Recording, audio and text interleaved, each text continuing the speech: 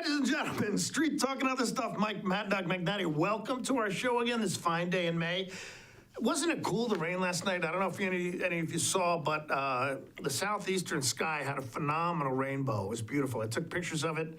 If you want to see my pictures of it, just go to my Facebook page and you'll see it. But hey, nice to have you here today. I got a good show, but just a couple of things. You know, I don't do Twitter. I waste enough time on Facebook, but I understand that Donald Trump recently tweeted something.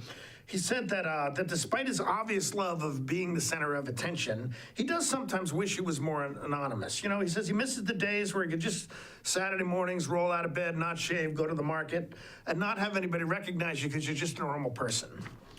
Well, be careful what you wish for, Donnie, because 2020 is right around the corner. And, you know, Republicans are just obsessed with abortion these days. I mean, they're just, I don't know, it's just, they're overwhelmed with it. Now, I can see their point. But, you know, if they really wanted to help and do the best they could for the weakest, most neediest people, wouldn't they be helping the Democrats? Oh, and a new product is coming out.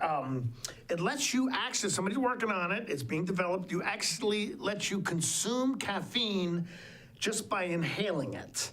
And this actually is this research is being funded by Starbucks because they want to reach their goal of being able to charge you $9 for breathing air. Okay, Street Talk and Other Stuff. Maddog Magnotti, I got a really cool guest for you. This is a really, a very, not an old person, but it's a friend who's been around, so she's an old friend. Very happy to have her here, but Street Talk and Other Stuff. Maddog Magnotti, you stick around, we'll be right back.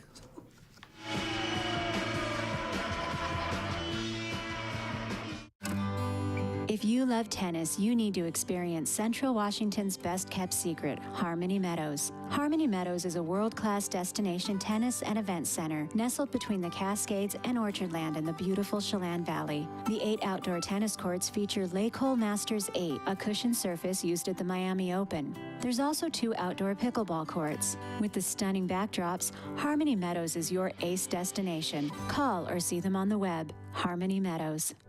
This is the NCW Life Community Calendar brought to you by Health Alliance Northwest. Join area naturalists from the Wenatchee River Institute for a free guided spring tour along the Waterfront Park Trail in Leavenworth this Friday from 10 to noon. Learn about birds, flowers, cultural history, and more. The NCW Hispanic Chamber of Commerce Annual Awards and Scholarship Banquet is Friday at 5:30 p.m. at Pybus Public Market. Come gather to celebrate the achievements of community members and students. For more information, visit ncwlife.com.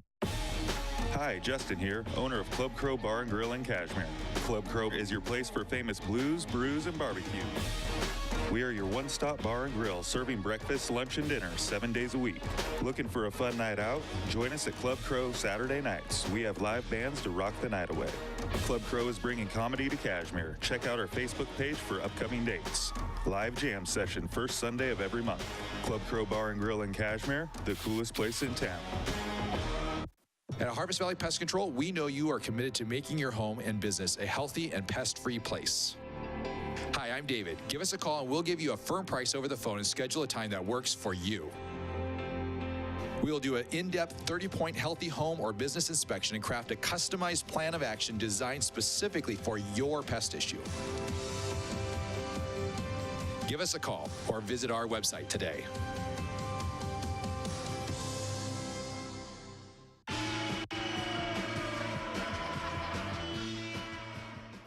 Okay, we are back, and my guest today is one of those people who falls in the category, if you don't know this person, you should. And this is my good friend, Kris Collier. Come on, shake it. There you go. It's okay. I won't bite.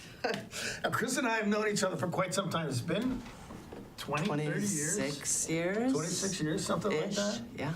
Okay, well, Kris works for Children's Home Society, and that's basically what we're going to talk about today. But just give us a little background, you know, your connection with the community, what you first came here for, you know, that kind of stuff. You know, fill us in. You're an interesting person, Well, so, you know. I came to Wenatchee for the opportunity to work for you at Wenatchee PD. That's right. So that was my first stop in the community. Yeah. Yeah, Now, came you were a dispatcher for how long now? So, too long, as I recall. I was a dispatcher in Whitman County for 3 years and then another year here. only a year for us? I think so. Seems like quite a bit longer. Kris always said she liked her job because she got to tell me where to go. Very true. So yeah, but you were a great dispatcher, you know? I was not always a great dispatcher. No, I thought you were. I mean, I liked having you, I liked you being the dispatcher for my shift. You're always calm, controlled. You never got True. overly excited, you know? So, That is true. so you got information fairly correct, Yes, which wasn't always the case, that's true. you know? Actually, I don't know, there was one Christmas Eve, you weren't involved, but we were sent to a domestic, actually just down the street from where I live now, and we couldn't get anybody to come to the door. We were about to kick in the door, and the dispatcher said, wait a minute, I gave you the wrong address. Can you imagine that Christmas Eve, the cops come breaking in? Doggone cops are always so serious. But hey, we're not here to talk about me. We're here to talk about you. So, what else? So you're a dispatcher for a year. What happened after I was. that? So, After that, I worked, I stayed home with my kids. I did daycare in my home. And then we started, shortly after our oldest son was born, we got licensed to do foster care. okay. So worked in the foster care system, providing care for kids who came into our home. And then I worked for Catholic Family for about 5 years, I Okay. believe it was, working with their child care licensing and support programs. All right. So what motivated you to get into foster care in the first place? Well, my husband at the time was working in law enforcement, and he had said to me one time, he said, I'm not sure the places I take kids to are always a whole lot better than the places I take them from. Oh, yeah, not an unusual experience. For Yeah, us. and so I said, well, we should do foster care, and Eric was like, that is not what I meant. That is not what I meant. But we started that journey, and for the most part, it's been a very good one. Yeah, it has been. You've Yeah. been very instrumental in some kids' lives, so, Yeah. okay. And then that led to my current work, which is with Children's Home Society. I started as line staff in our foster care program, and now I am the program manager, so I supervise all of our out-of-home care, which is foster care, Right. and family support programs. Okay, so your agency, Children's Home Society, because I'm going to come back to that, but Children's Home Society is licensed by the state to find foster care families and facilitate the placement of kids into Into people's those homes. Yeah, it's referred to as a CPA, so a Child Placing Agency Right, license. okay. And then you handle a specific area of kids, don't you, at Children's Home Society? Aren't you looking for placements for kids who need, I think they call it therapeutic foster homes? Yeah, we are That type of thing? considered a therapeutic foster care program, but that can, what qualifies a kid for that can move a whole range. I mean, sometimes it's the child's behavioral needs, sometimes it is emotional needs, and a lot of times it is sibling groups who need a lot of support to learn healthy ways to interact. All right. Okay, so when you're talking about, well, there's no normal foster child, but normal foster care as opposed to therapeutic foster care, you're talking about kids who need a higher level of service. For a some of the- variety of reasons. Okay, for some of the reasons you said. Okay, and that's basically what you specialize in at Children's Home, right? Yeah, I mean, I would say that we specialize in being really good at supporting our foster parents, because I don't think that anyone comes to doing foster care thinking it'll be easy. But sometimes the work is a lot easier when you have people around you and a lot of access to those supports. Yeah, and I know that's important because when I used to do the adoption agency, I worked primarily with foster parents. Some caseworkers were great, and other foster parents would sometimes said they felt like they were mushrooms because they were left in the dark and fed fertilizer all the time, okay? Yes. So, but you've always prided yourself and done a lot to help support your families. So- Yeah, I think we do, and we have some luxuries that state social workers don't have, in that my staff have really low caseloads, so that they have the opportunity to really know the children on their caseload, Okay, which great. allows them Yeah. to be much more supportive and facilitate that kind of communication so that our foster parents know what's happening in the case, what to expect, who the players are. Sure. Yeah. Yeah, because foster parents often felt like they were left out of the loop. And here they are, they're the ones with actual care of the kids. Right. And they felt like they had some of them felt like they had no information or no assistance at all. So what is the normal caseload for one of your caseworkers as opposed to what a state caseworker might be working? Well, in some offices, state workers are carrying as many as 30 cases. Right. And that's way too many. And that's a lot. Yeah. It's a lot. And here it's a little bit lower, in the Wenatchee office. But my staff carry an average caseload of 8. Okay.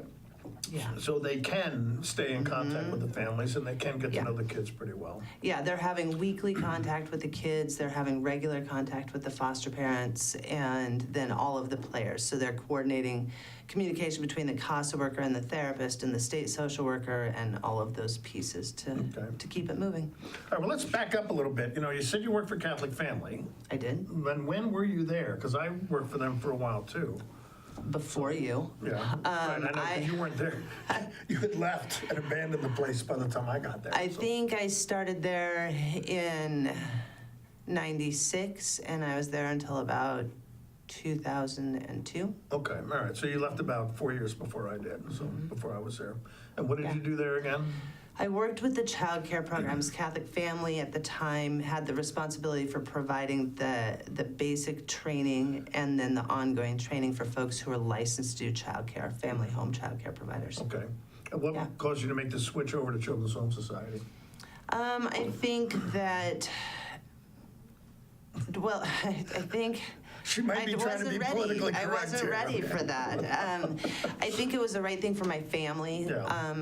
I needed to scale back and spend some more time with my kids, and I did that for a year or so before I started at Children's Home. Yeah. Yeah. Okay. And this is demanding work, isn't it? It is demanding work, yeah. Okay, well, tell me a little bit about that. Tell us a little bit about that.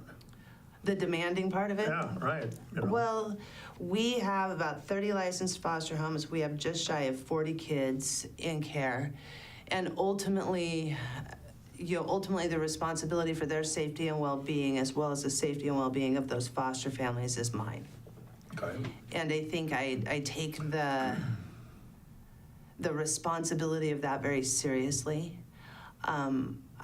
My staff and I work very hard to ensure that we are being good stewards of the opportunity to work with the most vulnerable children in our community. Right, okay.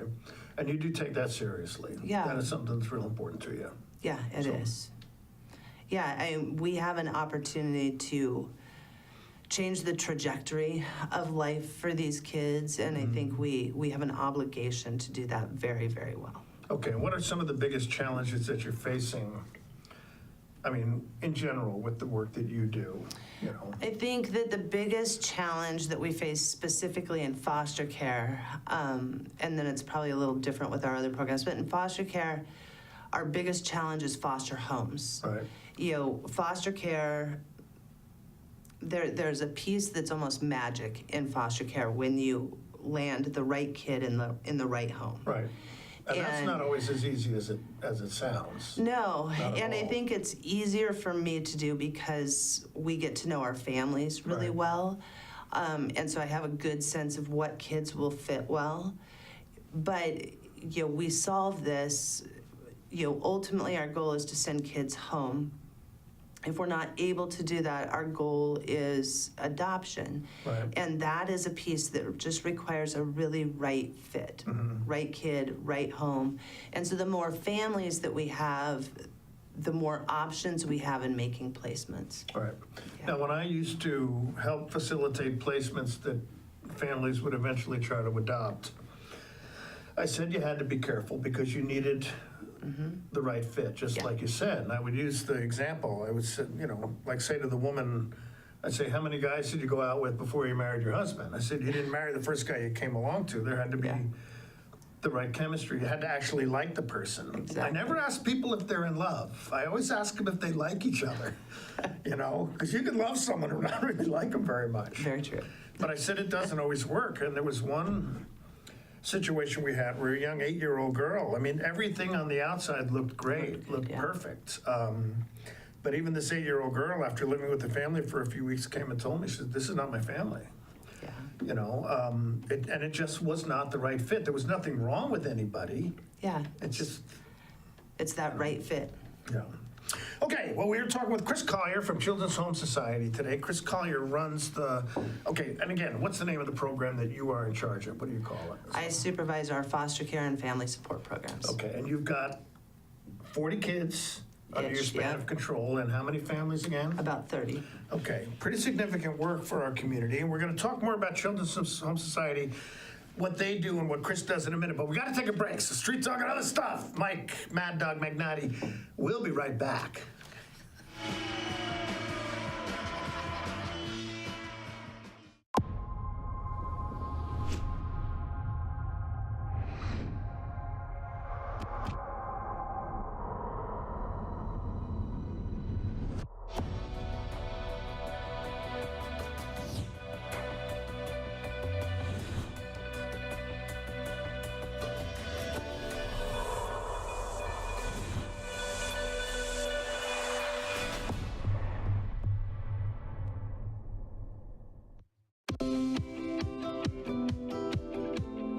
Here at the YWCA Thrift Store, our mission is to make positive change in the community by giving women and families the tools they need to regain economic stability through work experience and education. Featuring generously donated new and gently used furniture, housewares, clothing, and much more, the YWCA Thrift Store has something for the whole family. Shop, volunteer, or donate with us today. Did you know that dental disease is the #1 illness affecting a pet's health? Bacteria from the mouth gets carried into your pet's blood and can affect the heart, lungs, and kidneys. By age 3, nearly 75% of pets have some form of dental disease. Dr. Shauna Bass and the staff at Paws and Claws Veterinary Hospital care about your pets, and good dental care can help your pet live a long and happy life. Learn how to clean your pet's teeth or see what Paws and Claws can do to keep your pet smiling by calling 888-PAWS or see us on the corner of 4th and Island, East Wenatchee. When it comes to accounting, we cover every aspect of it, from our comprehensive range of bookkeeping services designed to help your day-to-day business operations to our end-to-end tax service. From advice, planning, return preparation, and seminars, we offer you the best services with utmost professionalism, letting you focus solely on what you do best, managing your business. We offer solutions for success.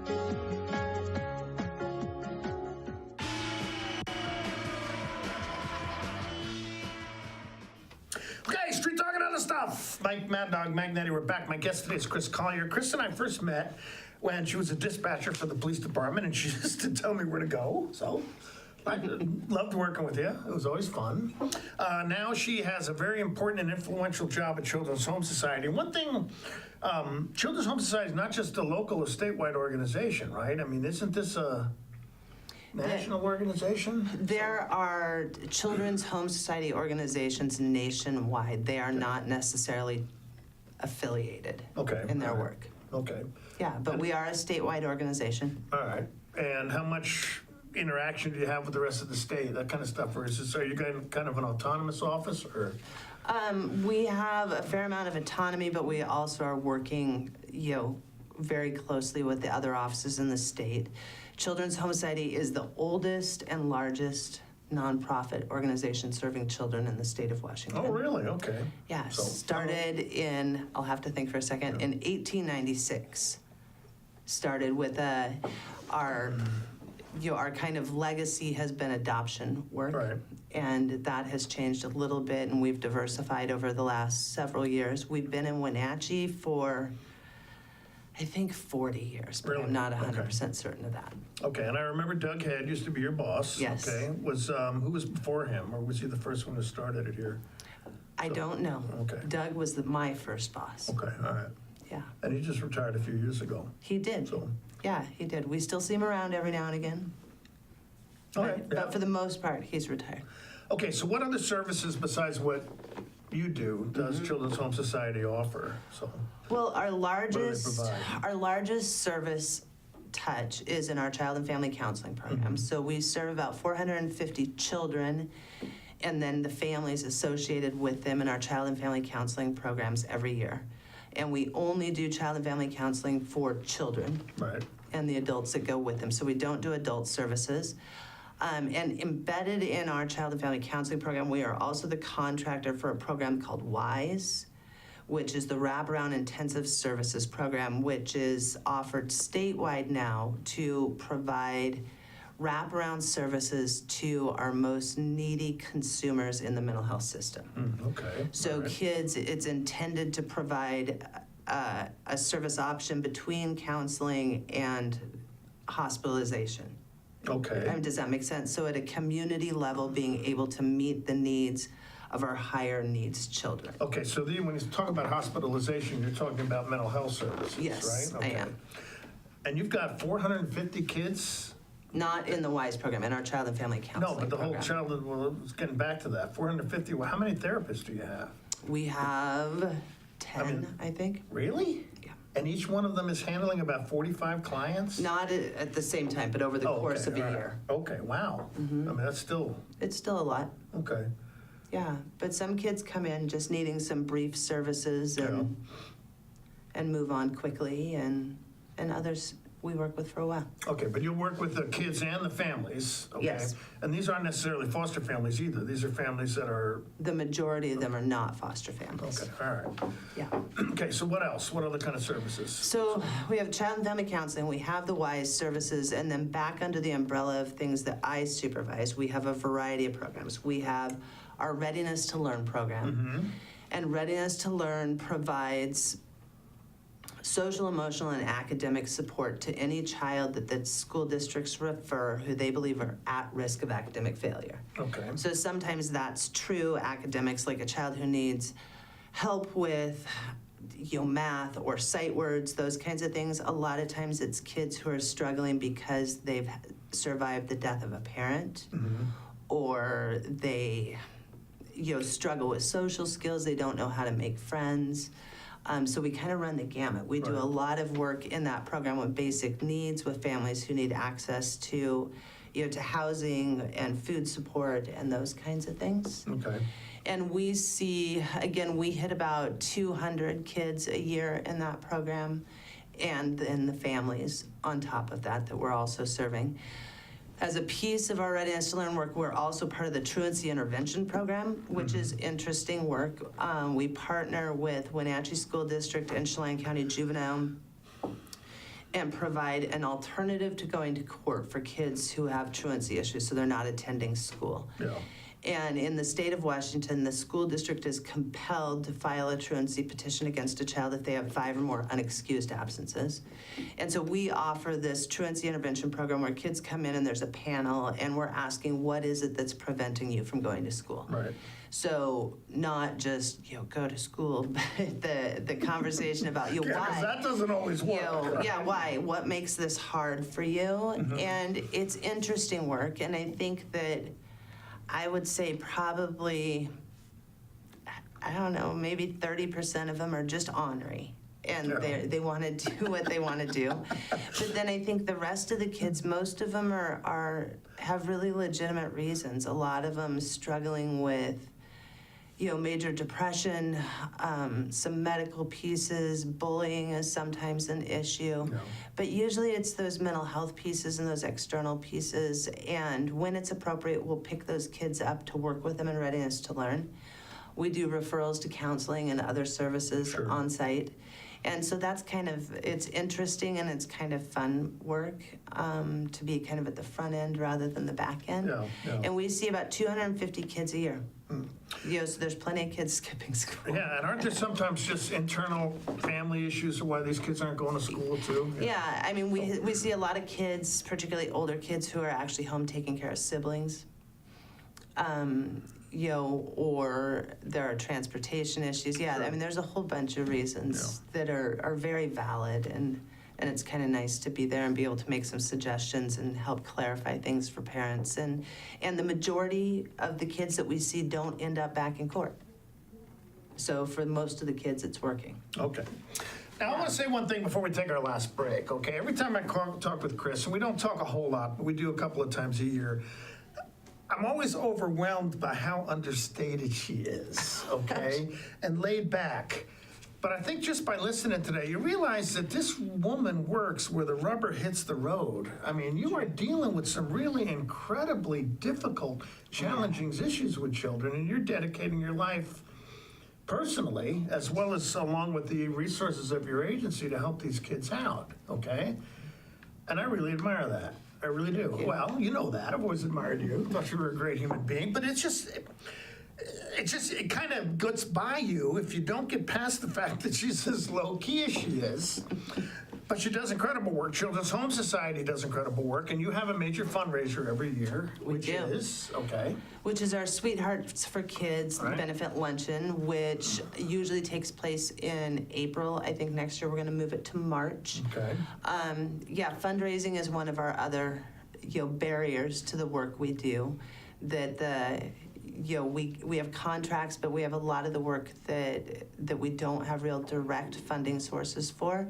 And so we welcome donations and support all year long, but we do have our luncheon, which is our biggest fundraiser. All right, now how can people contact you or Children's Home if they wanted more information or wanted to help out? Well, I think the easiest way is just to contact me or one of the other managers at our office, which is 1014 Walla Walla. Right. Or to call, which is 509-663-0034. Okay.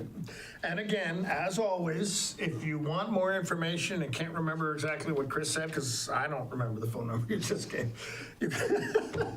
But then again, I'm not real bright, okay? But you can always email me, maddog@nwi.net, and I will get back to you. Okay.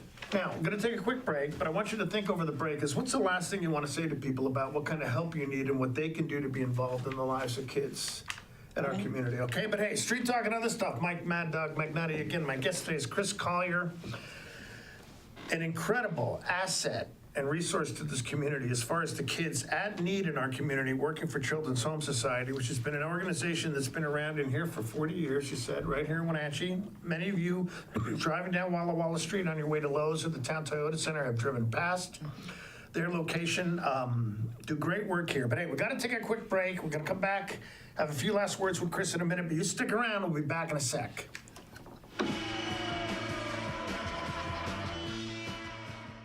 Hi, I'm Jim Heinlein, agent here at Senior Insurances of North Central Washington, where we help our clients navigate the Medicare world. One of the things we really enjoy doing is teaching our clients about their rights. Like, did you know that if you have a traditional Medicare supplement, you can change that monthly all year long, regardless of prior health conditions? So if you'd like to know more about your options with Medicare, you can visit us at one of our 5 local offices, as well as give us a call at 888-2600. You don't have to be a member to enjoy the view and dine-in style at Highlander Bar and Grill in East Wenatchee.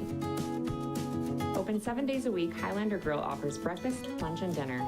Dine in or take it to go, our friendly staff is here to serve you. Reservations recommended for Friday night's prime rib dinner. Call for live music dates. Hi, I'm Shalane, site coordinator for Highlander Grill. Give me a call to schedule your event today.